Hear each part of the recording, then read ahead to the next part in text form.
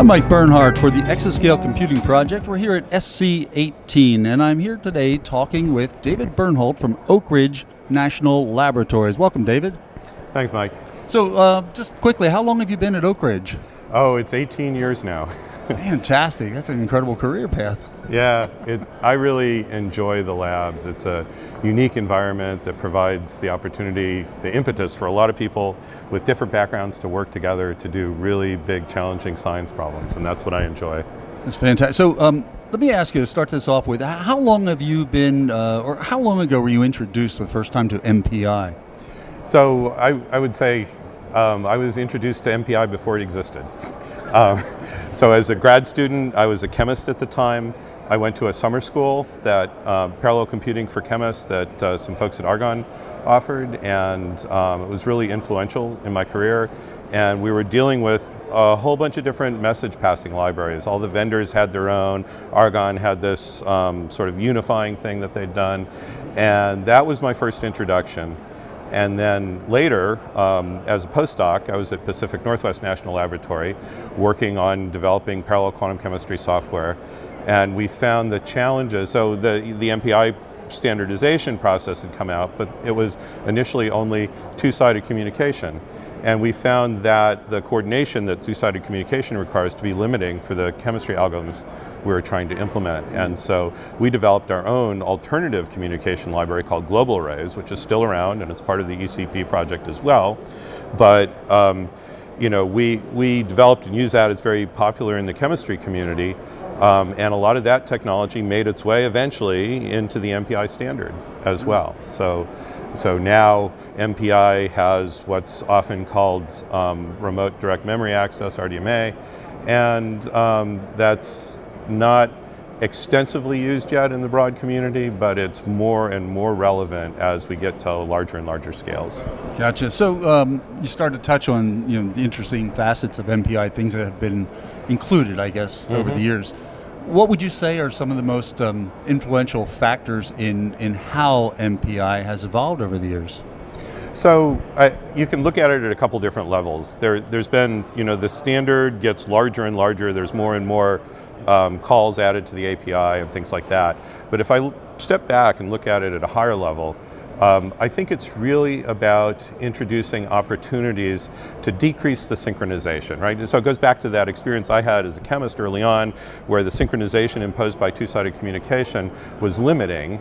And so there's a lot of things that have been done in the standard since then to introduce asynchrony in various ways, to allow more independence of the different parallel processes so that they don't have to be exactly synchronized, and so that they don't necessarily, in some cases, have to know exactly what each other are doing to be able to anticipate the communication, right? And really the one-sided part of MPI is that, in itself, not having to know, not having to participate in the communication on one side, and that's really useful.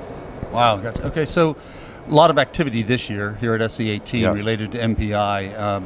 What would you call out, I guess, as some of the highlights in terms of some of the discussions and the sessions that are covering MPI? So, we had a workshop on exascale MPI. We've had a number of BOSS related to different MPI implementations and the MPI standard itself. And so there's a lot of activity going on. I would say probably the most prominent thing I see these days is talk about threading. So more concurrency coming at the node level, and how do we deal with that in the MPI environment. So it's, in some sense, the threading is an orthogonal kind of concurrency to the MPI communication layer, but they have to work together.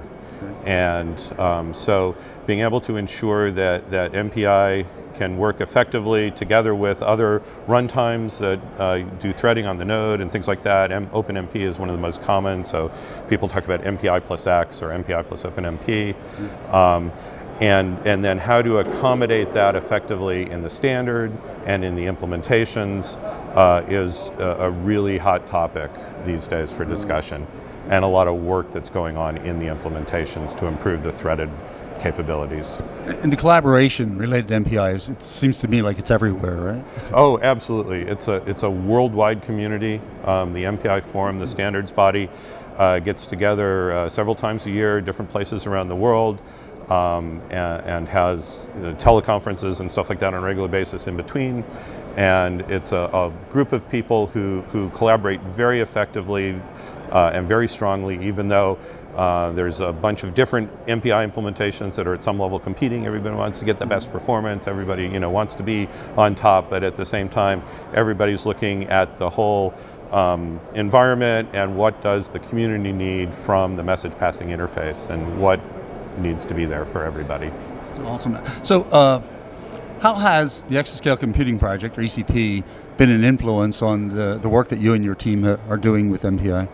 So I think it's been really useful. There's obviously a lot of things that are in progress. There's research around the world. We would be doing work in this, but ECP I think has really accelerated a lot of the work that we're doing and really helped focus attention on the platforms that are coming up in Exascale near term, with at the same time this longer term view to what the future Exascale class systems are going to look like, and that's been really influential at pushing things forward in a way that we could not have done without it.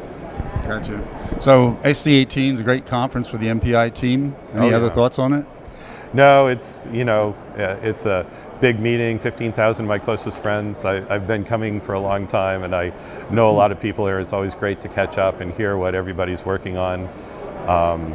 Don't have an opportunity to read all the papers, but we can chat in the hallways and learn a little bit and find all kinds of interesting things to try to follow up on.